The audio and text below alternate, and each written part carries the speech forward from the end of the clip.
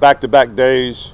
The morning practices in the spring are kind of new for all of us, but the players really like it. The coaches like it. But we were scheduled to go Monday, but just felt like that was too quick of a turnaround for meetings and getting scrimmage film graded and all that from Saturday. So we'll go next week, Tuesday and Wednesday as well. So that being said, these guys in the span of 27 hours had two really, really difficult practices, and I thought the energy level, the effort level, the intensity was really good.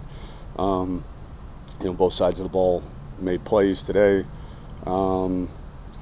Injury front, we're going to DeGabriel Floyd will not go through spring practice. We're going to evaluate him after the spring and see if some of his issues have calmed down with some more rest and rehab and all that stuff. Other than that, Christian Jones is back in individual. You guys know Brew was back. You guys, I'm sure I'm missing somebody, but Johnson. Kirk did not practice today. Yeah, Stinger. Colin. Colin goes through individual. We might put him in some team settings next week, but right now it's all non-contact, individual type stuff. I do want to say, good luck to our basketball team. I know they're playing for a championship tonight or tomorrow night in Madison Square Garden. Had a chance to watch that game last night. Played with a lot of energy, enthusiasm. Played great defense. So that was fun to watch. Questions? Was Sam back at 100%? Yeah, he's good. Last year, little Jordan Humphrey did really well at X, and you found I need to keep him on the field and move in the slot. This year, you've got Malcolm Epps, who's you mentioned a lot, and doesn't bring the same thing that little Jordan Humphrey does. If you needed to, how do you find a place for him on the field that also keeps Colin Johnson on the field?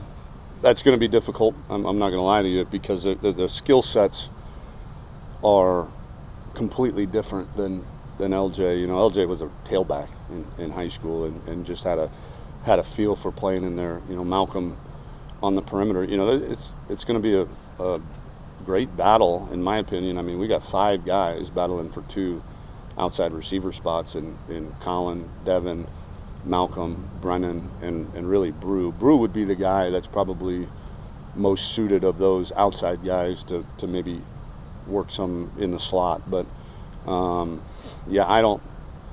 cross that bridge when we come to it. But right now he's having a heck of a spring at X. Why has he been able to make that jump, do you think, this spring? There wasn't much jump. I mean, he played that well in practice, throughout the season. He's stronger. I think that helps. Last year he was a gangly basketball player. Now he's a muscled up. I think Coach Maringer said he was like 242 yesterday, something like that. So he's a big dude and he's strong. I think that's probably taken his game, to another level. Still got to polish some route running up and all that. Malcolm's never going to run a 4.4, but he plays to his strengths really well. You guys were saying he hasn't dropped a pass that they can remember this spring. Has it been that? You're into jinxing now. Well, so it's been that good. Yeah, I mean, maybe not in a team setting. I've seen him a couple times in one-on-one and some individual stuff. But yeah, he's got great ball skills. Great ball skills. Coach, in an ideal world, every position battle is settled in spring, but which position battles do you think or anticipate might carry over into the fall? Appreciate you remembering that. Probably nose. I would say nose guard. I would think Mac linebacker. Caleb Johnson's had a really good, few days. Is pushing Delhi. Offensively, certainly the 3 spots where we've got to replace seniors at both guards and a tackle. Those spots will probably go somewhat into the fall. But again, you got to line up with 11 guys and only 11 guys when you jog out there in the fall for the first practice. But those are the ones off the top of my head that I think you'll probably see we'll probably see some sort of rotation at least the first week of fall camp. You've said before you don't want guys to come to you in August if they didn't put in the work, in the spring. Are you getting that effort from those Oh positions? yeah. It won't be for lack of effort. It'll be because I would imagine the races will continue to be that close. How's Cade Brewer doing? Great. He made a unbelievable catch today in 2-minute drill. That reminded me of the game we went to when we first got hired, when they were playing Westlake, and he reached over a guy, caught it off the guy's back or something like that. And I said, all right, we're going to offer that kid a scholarship. So, he kind of did the same thing, set our offense up for a field goal. It was a really good play. So his blocking continues to get better. He takes a lot of pride in improving that, and he's come light years from where he was. Did you have time to review the scrimmage? Was there stuff you really liked and really did not like about Saturday? Yeah, I liked, the defense started off really well. I think the first, I think it was 14 drives with the 1s and 2s, or 12 drives. They gave up 2 field goals and had 2 turnovers, 2 4th down stops. But then on the flip side, the offense finished the scrimmage really well. I think the defense wore down a little bit, and the offense found their rhythm and finished it really well. Is that really encouraging, considering the injuries at safety, that the defense can have these good performances with guys who haven't been normal in getting those first string reps? Yeah, I mean, as a head coach, usually there's never a scrimmage where you walk off feeling good, because if one side had success, it usually means the other side didn't. So, but to see those guys like Montrell and Josh Thompson, those guys kind of step up and do well, especially early. Yeah, that was encouraging. When you look at the defensive side of the ball, where you guys are from a talent and depth standpoint. You lost? No, not at all. Okay. Not at all. I hadn't seen you in a while, so I know. Come say hi. College Station's over there. It's like that, huh? How do you feel about where you guys are from a talent and depth standpoint overall defensively? I know you guys lost a lot of key guys, but I know you've said multiple times you're looking for leaders on that side, but just from a pure talent standpoint. Yeah, I think we, and this is, the guys that started last year started for a reason, because they were talented, but they also were experienced. They were tough, physical group, and so I think we've got plenty enough talent to replace the void of talent that was left behind by those great seniors. We got to start playing together. We got to start playing with better fundamentals. And then kind of develop the nasty attitude that our guys had last year. Whittington, how fast is he? Fast enough. Is he yeah. like, and the guys talk about how fast he is, and they're chasing him, and I mean, there's like track fast, and then there's playing fast. Yeah, I don't know if he's track fast. I think Duve would probably beat him in 100. But I think what makes him difficult for the defense is there's no wasted movement. It doesn't take him 7 steps to change direction. I mean, it's boom, boom, boom, and accelerating. He's got great patience, and like I said, he's just really smooth.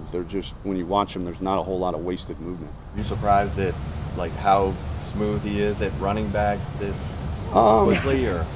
I mean, I saw him enough at Wildcat quarterback his whole senior year to know that he was comfortable back there. Just getting the footwork down, the landmarks down, the timing, the patience, all that. It was a bit surprising. It was a pleasant surprise, certainly. But for him to look and feel that comfortable back there through whatever it is, 8 or 9 practices, having played that position is, and he grinds. I mean, he's a worker in the film room. He's a worker in meetings. I mean, he likes ball. How are you feeling about the development of a center behind Shaq? It's a work in progress. I think Rafiti's going to be great at it. He's going to be great, not good, great. But this is the first time he's ever done it, and that is a difficult position to play and to learn. And he's getting there. He's smart enough. He's athletic enough. Just he sees the game. It's just really fast for him right now. But the good thing is we've got a guy in Derek Kerstetter that's played that position in games for us. So if we had to play a game tomorrow, Kerstetter would be the backup center. But I think we all feel like Graffiti can progress enough to where we feel good about him in that role. Coach, what's your comfort level with the guys and the team that you have? You're not talking about defensive linemen being fat. You're not talking about having to teach guys to go 1-0. Seems like 7 years ago, doesn't it? It's like 2. But you seem to be really positive and upbeat, every time we talk to you. What's your comfort level right now? That's great. Obviously we got a lot of work to do on the field, but these guys are a joy to be around. I love coming to work every day. The guys do a good job policing our culture. The players do. So there's never an us versus them. Any kind of sentiment like that. We're all in this together, and it's. I enjoy being around these guys. It's a good group of guys. So running backs working out of basically the slot position to try and work on getting chemistry with quarterbacks. Is that basically an indicator of some of the other formations y'all might run that isn't just 11 personnel? We'll still base in 11 personnel, certainly, but I think today we put them in the slot in some empty stuff, and then next week you'll see us getting some 21 personnel with 2 backs and the tight end, and we can be in true 2 backs tight end, and then the next thing you know we could be an empty, or the next thing you know Jay Witt could be in the slot, and Keontae or Danny or Kirk can be in the backfield. So having Jordan's versatility, having played that position in high school, allows us to be a little creative in terms of finding some matchup issues for the defense. Haven't seen some guys run around for a few weeks now. How much more explosive are you guys at those skill positions with some of those new guys in? Yeah, a lot.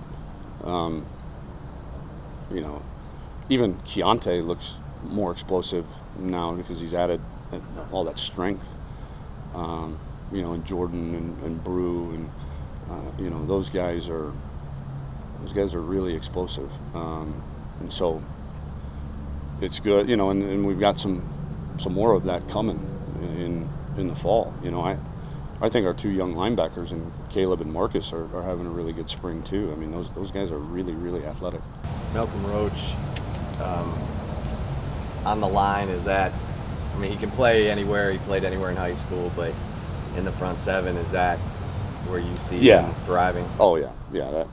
That'll be his spot forever. Right? Talking to NFL scouts, I think that's where they all see him too. Is it first step? Is it explosion? What stands out about him in that? Strength. He's one of the strongest guys on our team. He plays so hard too. So just motor and strength. He's tough to block, tough to move. Tom, what have you thought of Tyler Johnson's progress, and do you see him as maybe being a guy that could help you guys up front at some point? I hope so. Yeah. He will eventually here. When you see him, you say, oh yeah, we did good. That's a good signee. But it's really, really fast for him right now, to play that position, especially tackle. Guard, you're a little bit more protected. You don't have to make as many calls. You don't have to see as much big picture stuff as a tackle. But he's learning, growing. We're excited about him, certainly. Is McCullough's confidence level at Rover? It's good, really good right now. Yeah, he's having he was one of the few defensive players that graded out as a champion in the scrimmage, and so and that's what you expect. We got 2 seniors that are playing right now, and they were both champions. Malcolm was the player of the scrimmage for the defense, and Jeffrey graded out as a champion. So he's doing well. His leadership. Good. He's a really cerebral, smart guy, and when he talks, he's usually, it's pretty poignant. You obviously have a pretty long-standing relationship with Sam Cosmi going back to when he committed to you at Houston. What gives you so much confidence in him and move him to left tackle? Well, I don't think, in our offense, left and right, really. I mean, and even in the NFL, they'll tell you that's really, there's not near as the premium put on a left tackle from when you're taking a snap under center and taking a 7-step drop with your back turned the whole time. With most of what we do out of the shotgun, there's not a whole lot of difference in left and right. But he was our starter for 14 games last year or something like that, and for good reason. I mean, he's athletic. He is nasty. He likes blocking people.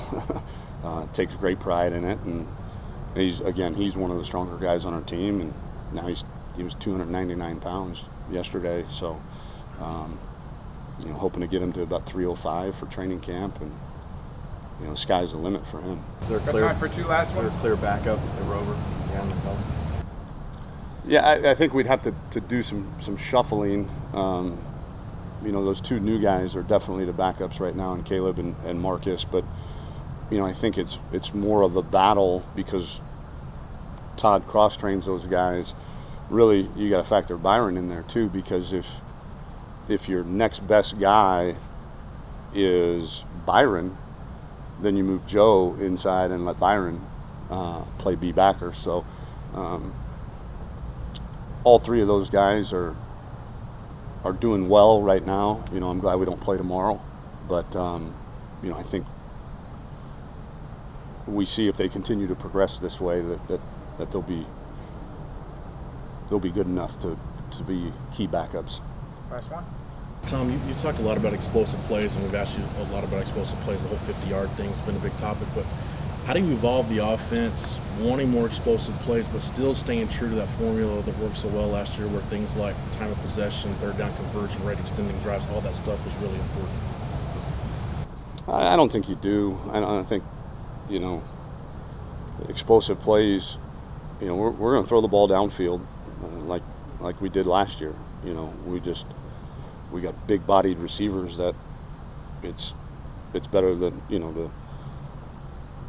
it's a higher percentage if, we throw the ball up to them and let them go get it rather than try to have them outrun everybody and place the ball perfectly. So I think, with our H receiver being certainly a lot different than what LJ was in terms of skill set this year, that'll be where you see probably more of those things come to play.